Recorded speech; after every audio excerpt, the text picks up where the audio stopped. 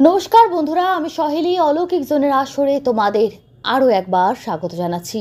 বন্ধুরা, আজ অলৌকিক জোনে ঘটনা পাঠিয়েছেন অন্তরা মাঝি কলকাতা থেকে। অন্তরা দে কলকাতার একটি বড় স্কুলের শিক্ষিকা, ইংরাজি মাধ্যম একটি স্কুলের শিক্ষিকা। উনি বহুদিন ধরে অলৌকিক জোনে ঘটনা শুনছেন, কিন্তু উনি পাঠাতে পারেননি। আজকে একটা ঘটনা উনি পাঠিয়েছেন। উনি বলছেন ঘটনাটা বেশি দিন আগেকার না, 2023-এর পুজোর পরে এবং কালী পুজোর ঠিক কিছুদিন আগে। এই টাইমটায় আমরা সপরিবারে দার্জিলিংয়ে গেছিলাম। সেই সময় একটা অদ্ভুত অনুভব করেছিলাম জিনিস, সেটা আজকে একটু শেয়ার করতে চাই। উনি যেভাবে বলেছেন আমি চেষ্টা করব সেভাবে ঘটনা তোমাদের সামনে পরিবেশন করার। তবে একটা অনুরোধ বন্ধুরা, তোমরা যারা ঘটনা শুনছো, যতজন শুনছো, সেভাবে কিন্তু লাইক পাচ্ছি না আমি। তোমরা প্লিজ লাইক করো। তোমাদের লাইক কিন্তু আমাদেরকে অনেকটা মোটিভেশন দেয় এবং ইউটিউবও অনেক বেশি মানুষের কাছে ভিডিও বা অডিও যেভাবেই বলো সেটা রেকমেন্ড করে। আশা করছি তোমাদের কাছ থেকে লাইক পাবো। কারো ভালো না লাগলে ডিসলাইকও করতে পারো। উনি বলছেন, সহেলি, প্রথমে বলি আমরা 3 ভাই বোন। সব থেকে বড় দাদা, তারপর দিদি এবং সবার ছোট আমি। আমার দাদা দিদি ছোটোবেলায় ক্লাস 4 অবধি, আপ টু 1 থেকে 4, এই 4টে বছর ওরা দার্জিলিংয়ের আগে কার্শিয়াংয়ের সানশাইন স্কুল ও কনভেন্ট স্কুলে পড়াশুনো করতেন। সেখানে ওরা হোস্টেলে থাকতেন এবং যে সময় ওরা পড়াশুনো করতেন ওই সময় উনি জন্মাননি। ওনার জন্ম এই 1998-99 এরকম সময়। আর ওনার দাদা দিদিরা ওনার থেকে অনেকটা বড়। বলছেন বর্তমানে সবাই বিবাহিত।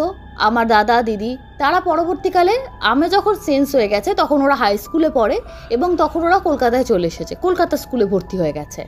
আমি জন্মানোর পর মা বাবার পক্ষে কার্শিয়াং যাতায়াত করাটা, যেহেতু আমি খুব ছোট আর আমার দাদা দিদি হচ্ছে একদম পিটোপিটি, তো খুব প্রবলেম হয়ে গেছিলো। তখন বাবা ওদেরকে ওখান থেকে নিয়ে এসে কলকাতায় দিয়ে দেন।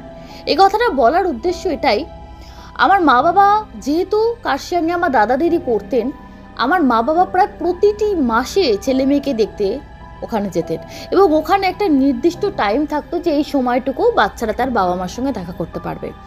যাদের পেরেন্টসরা দূরে থাকতো তাদের একটু গ্রেসও দেওয়া হতো যে না, এরা তো দেখতে পায় না, এরা 2 দিন এক্সট্রা ছুটি পাবে।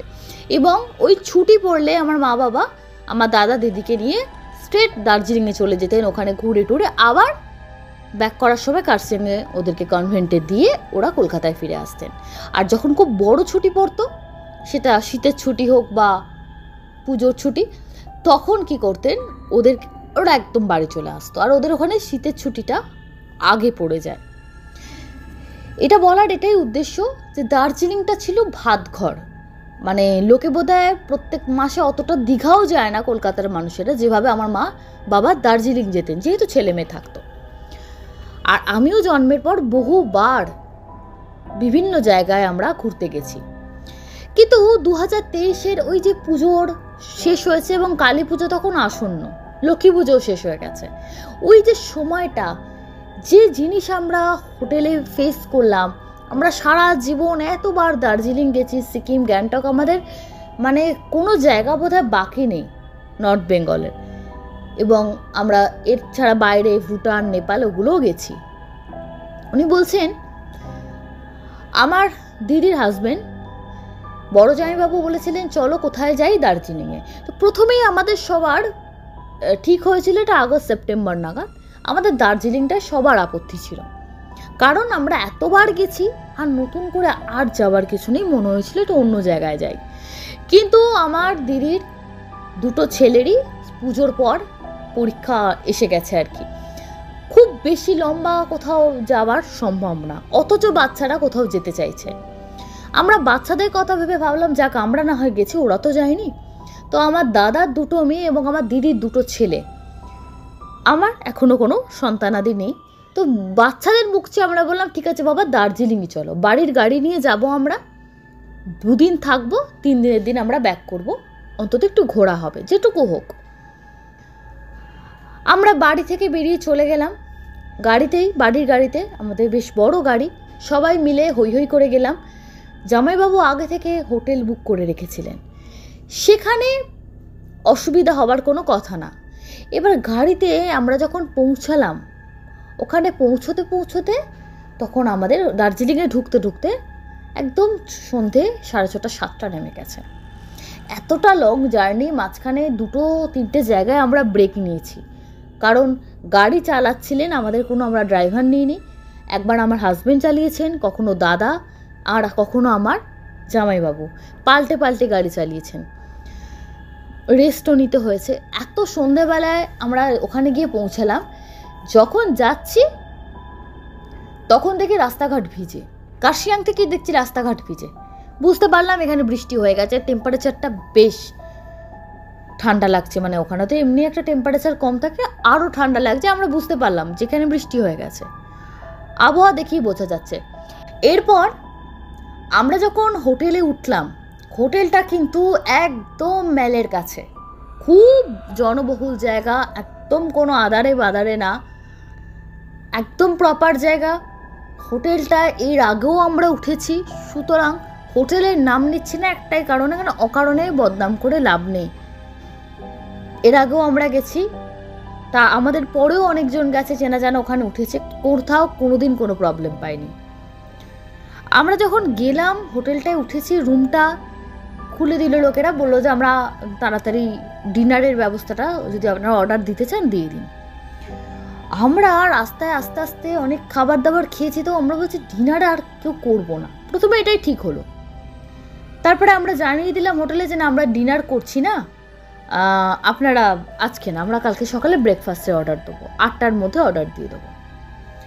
কিন্তু তার কিছুক্ষণ বাদে, ঘন্টাখানেক বাদে গল্প করতে করতে আমার জামাইবাবু বললো ওদের তো কিচেন ক্লোজ হয়ে গেছে। এইবার আস্তে আস্তে সবার একটু একটু খিদে পাচ্ছে। চায়ের ওখানেই হোটেলের ঘরের মধ্যে চা বানানোর ব্যবস্থা আছে, ওটা সব দিয়ে রাখে, চা বাইরে খেতে যাওয়ার কোনো ব্যাপার নেই। এবার খাবারের কী হবে?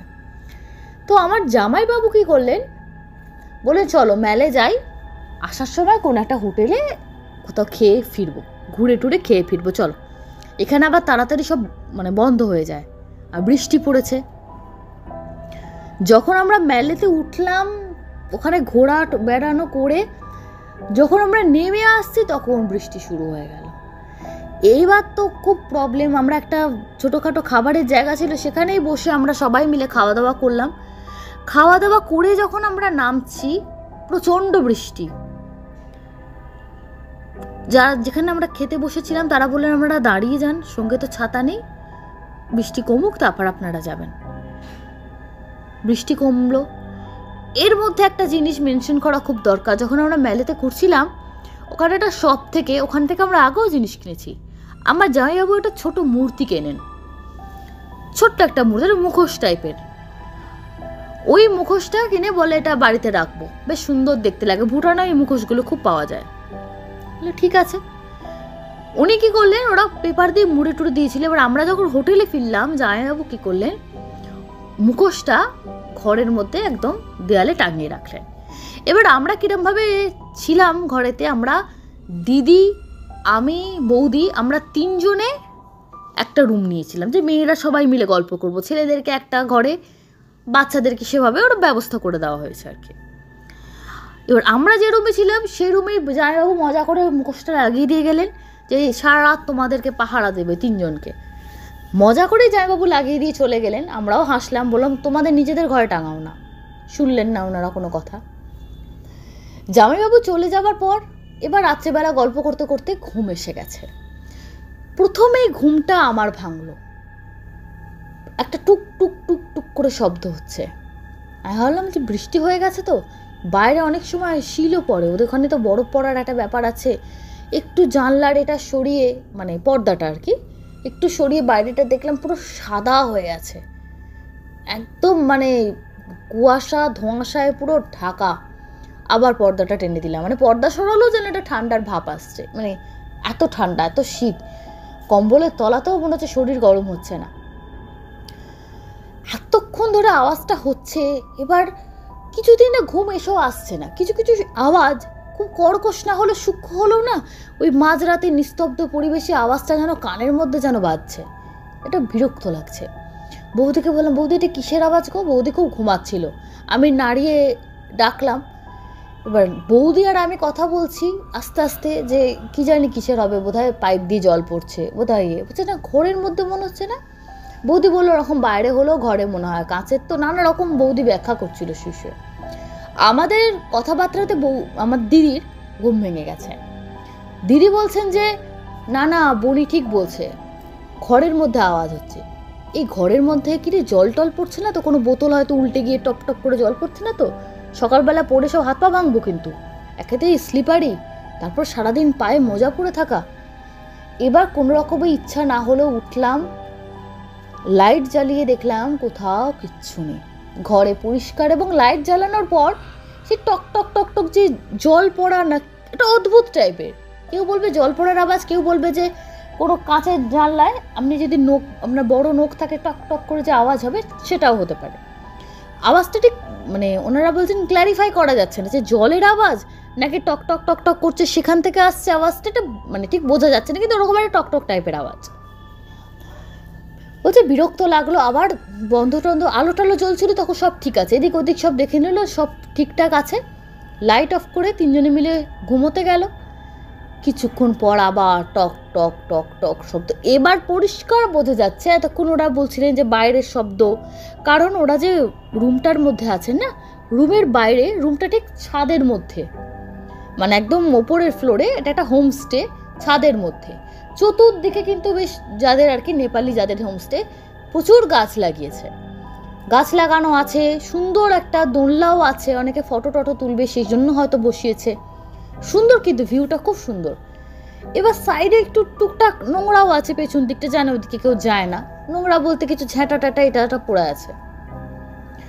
ওখানে কোনো রকম কোনো ইঁদুর জাতীয় বলে এই ঠান্ডার মধ্যে হতে পারে, দার্জিলিংয়ের ওখানকার পাহাড়ি কিছু হতে পারে, কিন্তু এখন যে আওয়াজটা ওনারা পাচ্ছেন এটা পরিষ্কার বোঝা যাচ্ছে ঘরে পাচ্ছেন।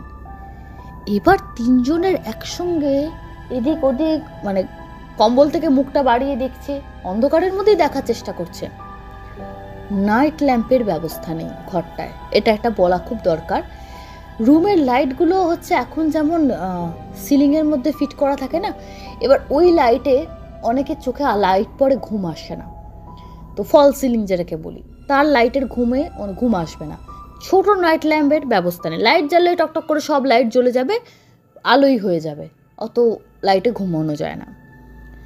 ওনারা দেখছেন ওই যে মুখোশটা জামাইবাবু কিনে দিয়েছে, মুখোশটার চোখগুলো না লাল লাল, মনে হচ্ছে যেন আলোর মানে আগুনের মতো আলো মতো জ্বলছে।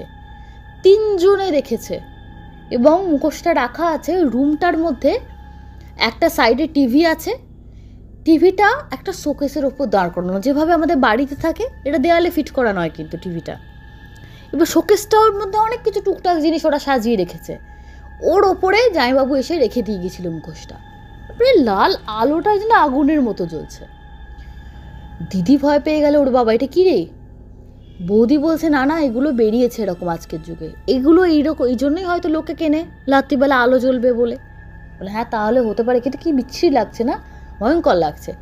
না না এটা ওরা তো এটাকে মানে ধার্মিক কিছু মান্যতা আছে এই মুখোশের পেছনে, বলে আমরা অতটা জানি না, দাদাকে জিজ্ঞেস করবো, দাদা প্রচুর নেপালি ফ্রেন্ডস ছিল তো ওদের, দিদি তোরও তো ছিল, তুই বল না, তোরা তো এখানে পড়াশুনো করেছিস।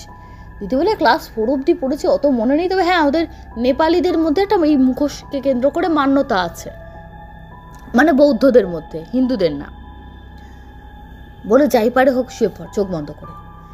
যতবার চোখ বন্ধ করে ঘুমানোর চেষ্টা করছে ততবার টকটক আওয়াজ। এবার একটা জিনিস খেয়াল করলো, মুখোশটার মুখের মধ্যে না একটু হাঁ করা, কঙ্কালের মতো দেখতে, তো মানে কঙ্কাল বলাটা হয়তো আমার উচিত হচ্ছে না, অদ্ভুত টাইপের দেখতে, দাঁত মতো আছে, রং করা, ওর ভেতর দিয়ে দেখছে একটা লাল আলো দেখা যাচ্ছে। বলে বাহ, কিছুক্ষণ অন্তর অন্তর একটা লাইট বেরোয়, বেশ নতুনত্ব জিনিস তো, কিন্তু আওয়াজটা বিরক্তিকর, মনে হয় কোনো ব্যাটারি লাগানো আছে, সকালবেলা আওয়াজটা ব্যাটারিটা খুলে দিতে হবে, ওখান থেকে আওয়াজটা আসছে।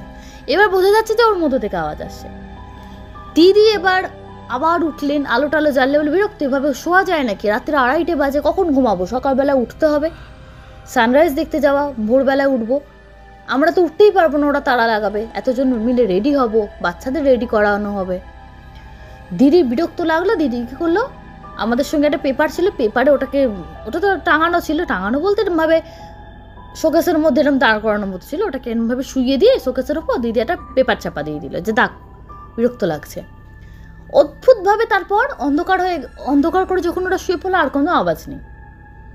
কিন্তু ওইটুকু টাইমের মধ্যে ওরা ভোরবেলায় উঠতে পারেনি, এটা বলা বাহুল্য, সেদিন ভোরে উঠতে পারেনি, কেউই উঠতে পারেনি। ছেলেদের ঘরে কোনো প্রবলেম ছিল না, তারাও উঠতে পারেনি, বললো পরের দিন সানরাইজের জন্য যাওয়া যাবে।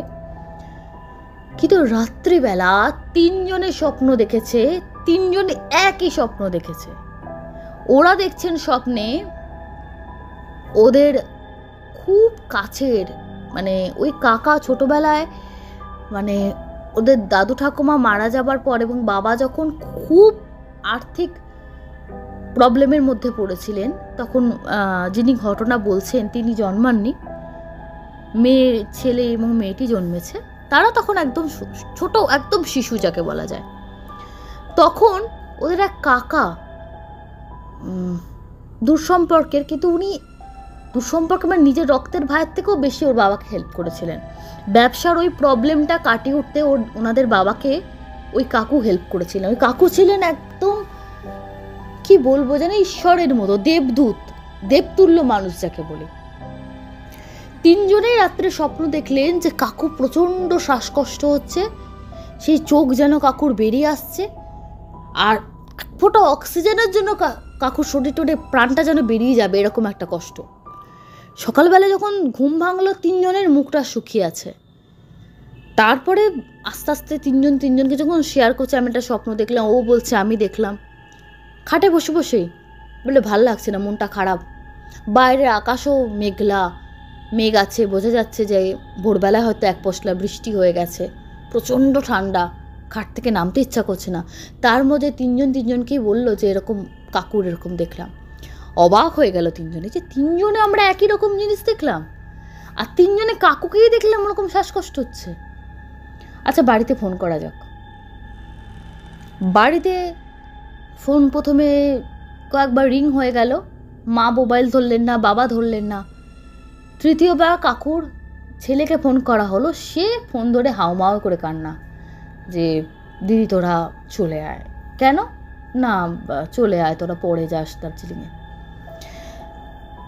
তারা চলে এলো, মাঝ রাস্তাতেই খবর পেয়ে গেছিল কাকু মারা গেছেন। যে রাত্রে ওরা ওই স্বপ্নটা দেখছিল, সেই রাত্রে কাকু সত্যি সত্যি কদিন ধরে কাকুর প্রচণ্ড ঠান্ডা লেগেছিল। ঠান্ডা লাগাতে বুকে সর্দি বসে গিয়ে, এবং সেটাকে নিয়ে কাকু গুরুত্ব দিচ্ছিলেন না। কাকুর ঠান্ডা লেগেছিল হচ্ছে দুর্গাপুজো ওর ভাসানের সময়, দ্বাদশীর দিন ওদের পাড়ার ভাসান হয়েছিল, তখন বৃষ্টি পড়ছিল যখন ঠাকুরকে নিয়ে যাওয়া হয়। কাকু তাদের মধ্যে গেছিলেন, বৃষ্টি লাগিয়েছেন, এবার অসময় তো ঠান্ডা লেগে গেছিল। সেই ঠান্ডাটা জমে বুকে সর্দিটা এত বাড়াবাড়ি, সেই রাতে কাকুকে তার ছেলেরা নিয়েও যায় হাসপাতালে, তখনই কাকু মারা যায়। হাসপাতালে বলে যে ওনাকে অ্যাম্বুলেন্সে করে আস্তে আস্তে ওইটুকু রাস্তার মধ্যে কাছেই হসপিটাল, মারা গেছেন। অদ্ভুত ব্যাপার। ওরা ওই মুখোশটা নিয়ে এসেছিল, ওই মুখোশটা পরবর্তীকালে বলছেন জামাইবাবু ওনার ঘরে রেখেছিলেন। জামাইবাবু অনেক সময় কি করেন, যে কম্পিউটারের বিজনেস, একটা রুমে কম্পিউটারে অনেক রাত অবধি জামাইবাবু কাজ করেন। সেই রাত্রে একদিন কম্পিউটার করতে করতে ঘুমিয়ে পড়েছিলেন। তখনও জামাইবাবু স্বপ্নে যেটা দেখেছিলেন সেটা খুবই ব্যক্তিগত, উনি বলছেন না, সেটাও নাকি পরে ফলে গেছিল। ওদের মনে হলে মুখোশটাই যত নষ্টের করা। পরবর্তীকালে মুখোশটাকে ওরা ভাসিয়ে দিয়েছিল গঙ্গার জলে, এবং ওদের বাড়ির যিনি কুলপুরোহিত তাকে জিজ্ঞেস করেছিল এটা কেন, বলে এইভাবে তো বলা সম্ভব না, এটা কেন, খুবই রহস্যজনক ঘটনা। তবে অনেক সময় সব রকম, হিন্দু ধর্ম না, প্রতিটা ধর্মেই তন্ত্র, মারণ উচ্চাটন সব ধর্মে আছে। এবার কোন মূর্তি কি কাজে ব্যবহার হয়, তার কি ভূমিকা, কোথায় রাখা উচিত না উচিত, আমরা না জেনে শুনে যে দুমদাম জিনিসপত্র কেনা, রেখে দেওয়া, বা যেটা আপনি কিনছেন সেটা আপনার গ্রহের সঙ্গে যায় কি না, সেটাও একটা জিনিস, এগুলো না জেনে কেনাটা ঠিক না। ওনারা এটাও বলেছিলেন যে শুধু যে রাত্রেবেলা ওই স্বপ্নটা দেখিয়েছে তার না, স্বপ্নটাকে দেখিয়েছিল বিভৎসভাবে। এবং কাকু মারা যাচ্ছেন, ওরা 3 জনই স্বপ্ন দেখছে, এবং একজন জমের মতো মানে কালো মুসমুসে একটা লোক তার চোখ লাল ভাটার মতো জ্বলছে, সে কাকুকে টানতে টানতে নিয়ে যাচ্ছে, কোথায় যেন একটা নিয়ে যাচ্ছে। এটাও সবাই তিনজনে মিলে দেখেছে। বলে এত ভয়ঙ্কর দৃশ্য, যেটা দেখার মানে নিজের কাছের মানুষের ক্ষেত্রে দৃশ্য কেউ দেখতে চাইবে না। তো বলছে আমরা এটাকে আশীর্বাদ বলে মানতে পারিনি, কেন আমাদের এত কাকুর মতন একজন মানুষের মৃত্যু, কাকুর সুস্থ সবল মানুষ, সর্দি কাশি কার না হয়, এইভাবে কাকুর মারা যাওয়া, এই জিনিসটাতে কি ছিল, কি রহস্য, কি যে ঘটনা আজ অবধি জানা যায়নি। এবং পরবর্তীকালে ওরা ওই হোটেলে যোগাযোগ করেছিল চলে যাবার পর। ওই হোটেলে যিনি যাই নেপালি যে ভদ্রমহিলা, উনি বলেছিলেন আপনারা কি কিনেছিলেন? বলে কেন? বলে আপনি যেখানে মানে কি বলবো ঠ্যাসান দিয়ে রেখেছিল না শোকেসটার মধ্যে, ওই কাঁচটা এমনভাবে ফেটে গেছে, তার পরের দিন ওরা বেরিয়ে যাওয়ার পর ওটাকে যখন তুলে নিয়ে চলে গেছিলো, মনে হবে যেন কেউ পাথর মেরে বা কিছু মেরে ভেঙেছে, ছন করে ওই ভেঙে পড়ে গেছে। এবং ওই শোকেসের মধ্যে অনেক স্ট্যাচু ছিল, সেগুলোও ক্ষতিগ্রস্ত হয়েছে। বললো এই ঘরে তো কেউ বাচ্চা ছিল না, আর আমাদের দাদাদের দিদিদের ছেলেমেয়েরা অনেকটা বড়, অত বাচ্চা না যে জিনিসপত্র ভেঙে দেওয়ার মতন। আর ওনারা জানেন, ওরা বিশ্বাসী যে না এরা এসব কিছু করেনি, কিন্তু বলেছিল আমরা কি কোনো রকম কি কোনো ক্ষতিপূরণ বা কিছু, ওরা বললো যে আমাদের সঙ্গে এরকম ঘটনা ঘটে গেছে, তখন ওরা বিশ্বাস করেছিল। বলে হ্যাঁ সত্যি এরকম দুমদাম না জেনে কিছু কেনা উচিত না, তাহলে ওটা থেকেই হবে। আর আপনারা ওরকম আওয়াজ পেয়েছেন, সারা রাত কষ্ট পেয়েছেন আমাদের হোটেলে এসে, এটা আমাদেরও খুব খারাপ লাগছে। এই ছিল ঘটনা। বন্ধুরা কেমন লাগলো অবশ্যই জানিও। আমি তোমাদের বলেছিলাম ছোট বড় সব রকম ঘটনা আসবেন, কেননা সবার বড় ঘটনা ভালো লাগে না, ধৈর্য থাকে না শোনার। তো যে যেভাবে পছন্দ করো, যারা ছোট ঘটনা পছন্দ করো তাদের জন্য ছোট ঘটনাও আসবে, বড় ঘটনা তো অবশ্যই আসবে।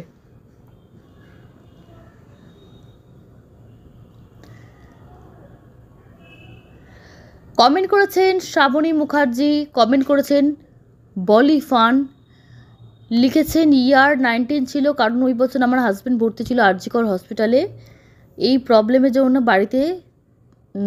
আমায় বাড়িতে ছেড়ে দিলেন। আচ্ছা, আর আমিও হাজব্যান্ডকে হারিয়ে ফেললাম।